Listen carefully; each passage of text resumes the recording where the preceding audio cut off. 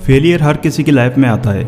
It's a part of life. और जब भी फेलियर आता है तो हम सबको अंदर से बहुत बुरा लगता है, और लगना भी चाहिए, क्योंकि ये रियलिटी है, कोई इल्यूजन नहीं। आप कभी भी अपने माइंड में ऐसी एक्सपेक्टेशन मत रखो कि फेलियर तो हो लेकिन मुझे बुरा ना लगे, क्योंकि जैसे ही हमें बुरा लगता है तो हम उसके प्रति रिएक्ट करते हैं, ब्लेम करना शुरू कर देते हैं, हम अपने फेलियर से दूर भागने लगते हैं, हम उसका सामना नहीं करते।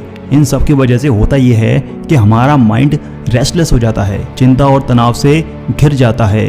ऐसी सिचुएशन में हम ठीक से कुछ भी सोच नहीं पाते, और जब हम ठीक से सोच नहीं पाते तो ढंग से कुछ कर भी नहीं पाते। इसकी सबसे बड़ी वजह है कि हम हमारे फेलियर को एक्सेप्ट ही नहीं करते, तरह तरह के एक्सक्यूजेस देते रहते हैं। मैं इस वजह से नहीं कर पाया, मैं उस वजह से नहीं कर पाया, वगैरह वगैरह अनलिमिटेड एक्सक्यूजेस देते रहते हैं। हम अपने फेलियर से दूर भागते रहते हैं। इन सब से होता यह है कि हमारा जो फ्रस्ट्रेशन लेवल है वो भी बढ़ जाता है। फ्रस्ट्रेशन का डायरेक्ट लिंक है रेस्टलेस माइंड से, और हमारा माइंड जब रेस्टलेस होता है तो हम अपनी लाइफ को अच्छे से डायरेक्शन भी नहीं दे पाते। इसलिए हमको सबसे पहले अपने माइंड को पीसफुल, शांत बनाना चाहिए। इसके लिए आप डेली मेडिटेशन और एक्सरसाइज का भी सहारा ले सकते हैं। वैसे मैं इस टॉपिक पर डिटेल में एक वीडियो बहुत जल्द बनाने वाला हूँ। खैर, अब ये सवाल आता है कि हम अपना माइंड पीसफुल कैसे बनाएं। तो इसके लिए आपको सबसे पहले अपने फेलियर को कंप्लीटली फेस करना होगा with 100% of your heart and mind. मतलब आप उस फेलियर की जड़ तक जाओ, फेलियर को बारीकी से ऑब्जर्व करो, जैसे एक साइंटिस्ट समझता है,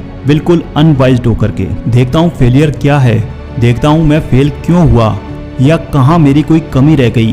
फेलियर से आप बिल्कुल डिटैच होकर अपने आप को ऑब्जर्व करो, तभी आप अच्छे से अपने फेलियर को समझ पाओगे और अपने माइंड को पीसफुल भी बना पाओगे।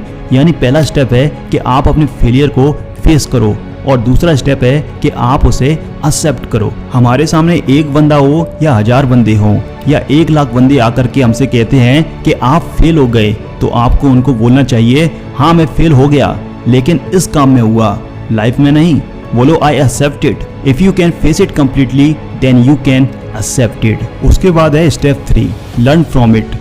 ये सबसे ज़्यादा इंपॉर्टेंट है। मतलब अगर आप फेल हुए और उससे आप कुछ सीख जाओ तो आप ग्रो कर गए। उस काम को करने का जो पर्पस था वो पूरा हो चुका है। बस यहीं पर बहुत सारे लोग गलती करते हैं, क्योंकि वे अपना पर्पस ही गलत बना लेते हैं। कभी हम अच्छे से बैठकर समझते ही नहीं हैं, ना ही कोई हमें ये बैठ करके समझाता है कि लाइफ का पर्पस क्या है। क्योंकि अगर हमने कुछ पा भी लिया तो कुछ दिन तक तो अच्छा लगता है, उसके बाद हम उसके यूज्ड हो जाते हैं। तो इसलिए अगर आप अपनी लाइफ का गोल पाने या खोने से हटा करके प्रैक्टिकली समझ करके ये बनाते हैं कि मैं अंदर से क्या बन रहा हूँ, वो मेरे लिए ज़्यादा इंपॉर्टेंट है। मैंने जो पाया वो तो गया, जो खोया वो भी गया, लेकिन इसकी वजह से मैं अंदर से क्या हो गया, दैट शुड बी अवर गोल। ये होना चाहिए हमारा गोल।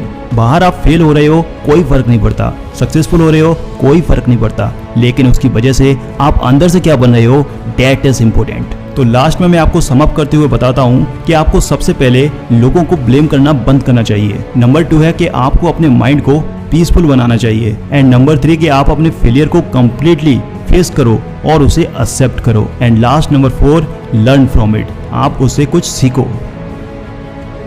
दोस्तों, अगर आपको ये वीडियो अच्छा लगा तो आप इस वीडियो को भी जरूर देखिए। इस वीडियो से आपको बहुत कुछ सीखने को मिलेगा।